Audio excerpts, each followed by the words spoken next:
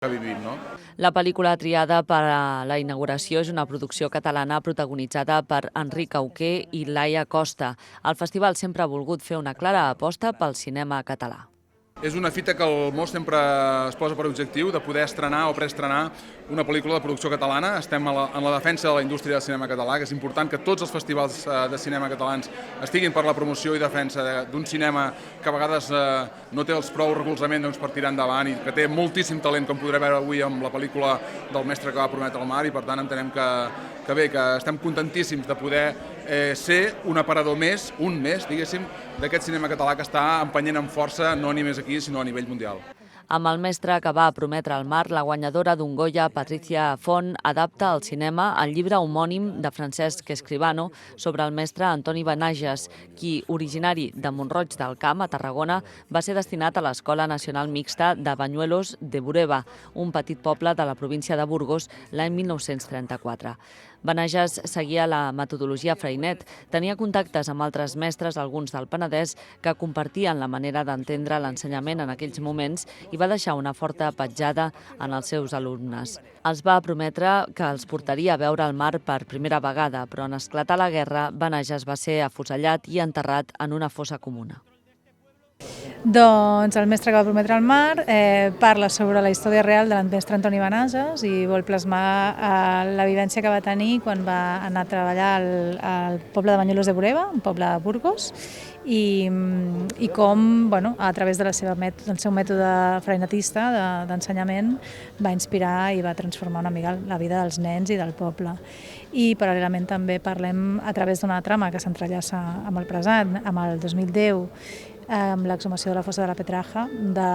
Abordem també una mica el tema de la memòria històrica i volem parlar i mostrar una mica el procés de recerca de les persones que busquen avantpassats desapareguts. La inauguració del MOS va transcórrer en una gala presentada pel periodista Jordi Aroles i va comptar amb la presència de la directora del film, així com d'altres membres de l'equip que han fet possible la pel·lícula.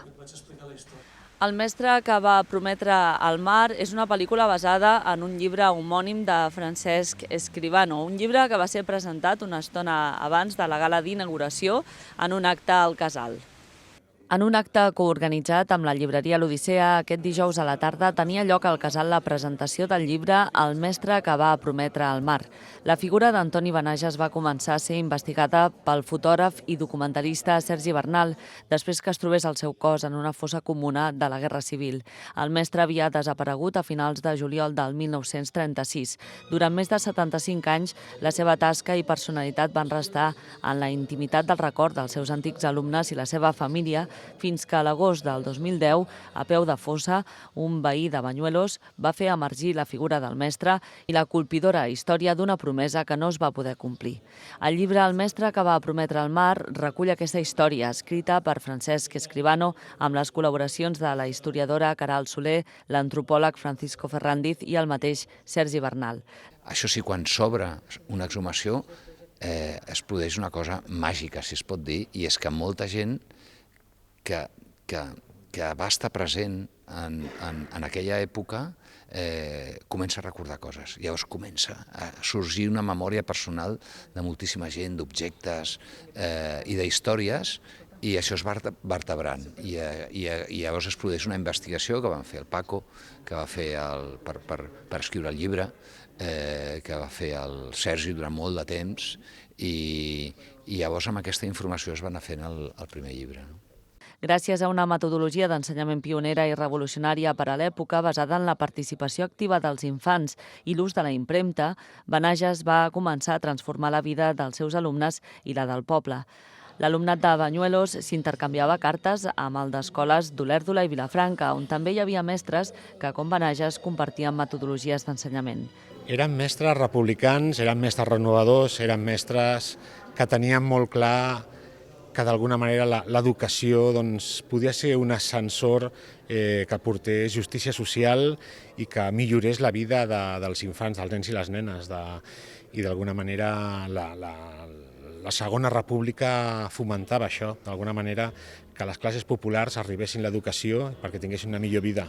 Bernal recorda les vivències que va compartir amb alguns dels alumnes de Benages.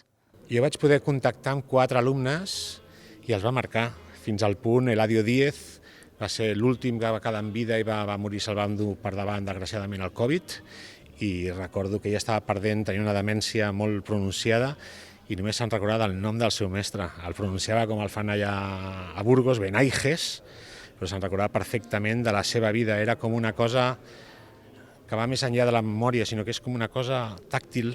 Se'n recordava quan jugaven, quan es tiraven per terra, a l'era, i entre tots els nens jugaven per treure-li un pal que tenia el mestre i al final tots guanyaven el mestre. D'alguna manera en jocs era una persona propera que no només creia en ells, els donava la impremta i la paraula, sinó que els convidava a visitar el mar. Vilafranca va acollir entre finals del 2020 i principis del 21 diverses activitats al voltant de l'escola republicana, entre les quals l'exposició Desenterrant el silenci, al voltant de l'experiència de Benages. La pel·lícula El mestre que va prometre al mar tornarà a poder-se veure al Kubrick Cinema a partir del 17 de novembre, un cop finalitzat el Mos Festival dins la programació regular de Cineclub Vilafranca.